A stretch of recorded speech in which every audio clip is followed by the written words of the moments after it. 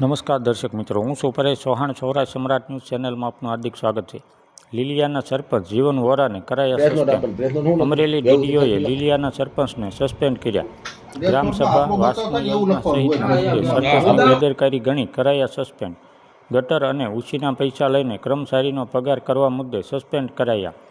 લીલિયા સરપંચ દ્વારા ફરજો અને કાર્યમાં કસૂરવાર થયેલ હોવાનું ફલિત થતાં સસ્પેન્ડ કર્યા. સરપંચ જીવન વોરાએ આપી પ્રતિક્રિયા. Bureau report Farooq Bilakhiya, Amreli.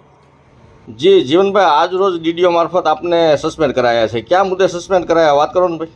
મને 57(1) નોટિસ આપવામાં આવેલી હતી. આ નોટિસનો મેં સંપૂર્ણ જવાબ આપેલો હતો અને જવાબ આપ્યા પછી અવારનવાર પાછો 2-3 વખત મને અહીંયા રૂબરૂ બોલાવ્યો હતો, પણ મારે એક મેરેજના હિસાબે હું ત્યાં નહોતો ગયો. પછી પાછો હું ત્યાં ફરીને પાછો રૂબરૂ મોખીતે મારો જવાબ દઈ આવ્યો હતો, પણ એ જવાબ સાહેબે ગ્રાહ્ય નથી મારો રાખ્યો અને એના અનુસંધાને મને સસ્પેન્ડ કર્યો હતો.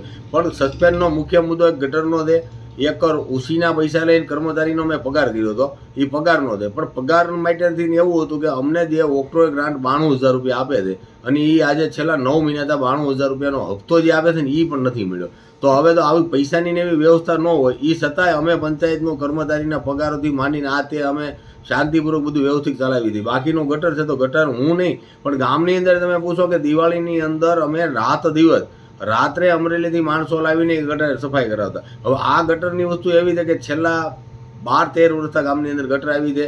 હાઈકોર્ટમાં આનું પીએલએ થયેલું છે. પછી આ ગટર માટેથીનો 2 અગાઉના સરપંચો કે એનથીની પણ આ નહોતી થયો અને મારથીની કામ નહોતું અને ગટરનું નહોતું થતું, એટલે સરકારે અત્યારે હાલમાં 11 કરોડ રૂપિયા નવા આપ્યા છે. જો 11 કરોડ રૂપિયા આપ્યા આજની તારીખે તો એ કામ અત્યારે જ્યાં કર્યું છે ન્યાય પણ વ્યવસ્થિત નથી થયું. જો ન થતું હોય તો આમાં મારા એકના હું કામ મને આ સસ્પેન્ડ કર્યો. બાકીનું સસ્પેન્ડ કરવા માટે જે કોઈ હોય કે એ તો મને નથી ખબર, પણ મને ચોક્કસ એટલી ખબર છે પંચાયતના અમારા 14 સભ્ય છે, એમાં 14 સભ્યમાંથી એક પણ સભ્યએ કોઈ દિવસ એવું નથી કીધું કે ભાઈ તમે અમારું આ વિસ્તારનું કામ નથી કરી શકતા તો અમે તમારે એમ અવસરની દરખાસ્ત લાવી આ કર્યું. કોઈ સભ્ય મારથી નારાજ નથી. એ છતાંય હું એવું નથી કહેતો, પણ એ છતાંય એવું હોય તો અનુકૂળતા હોય તો સભ્યને બધાને પૂછી લેવાની છૂટ છે કે કોઈ નારાજ હોય તો.